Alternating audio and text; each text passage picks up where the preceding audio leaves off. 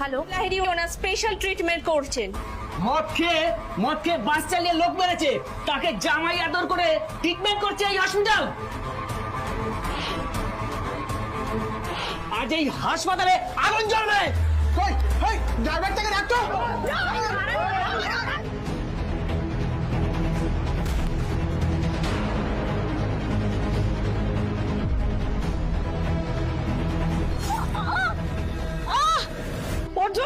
ওর জন্যই অ্যাক্সিডেন্ট হয়েছে।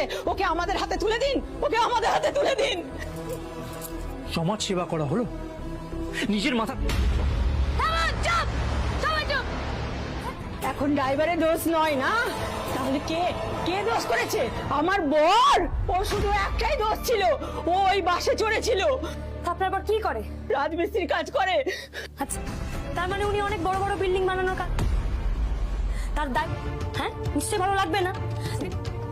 হয়তো আজকেও ওনার হাতে। আর শুনুন, আমরা কিন্তু না, আপনাদের যদি আমার কথা বিশ্বাস না হয়, আমি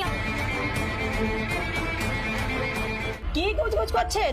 গল্প সাজাচ্ছেন? ভাবছেন কি গল্প বলবেন আমাদের? আচ্ছা, কি হয়েছে আপনাদের? হয়েছে কিসের যুদ্ধ চলছে? হয়ে যায়।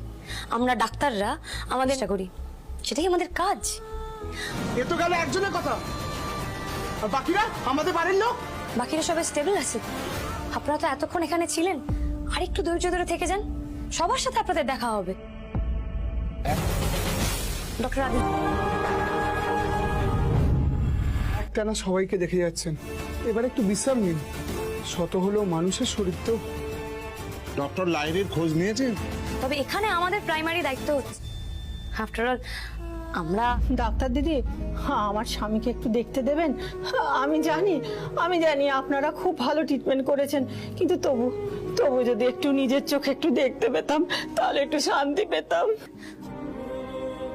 আপনারা ভেতরে যেই পেশেন্টরা আছে এমার্জেন্সিতে একটা আশা করি ডক্টর সুপর্ণা যা বললেন সেগুলো আপনাদের মাথায় থাকবে। আপনারা এক এক করে গিয়ে দেখা করে আসুন। তবে হ্যাঁ, বেশি কথা বলবেন না, কালকে ভিজিটিং আওয়ার্সে এসে তখন যা গল্প করার করবেন। আপনিও বাড়ি যান, আপনার স্বামীকে একবার দেখে আসুন।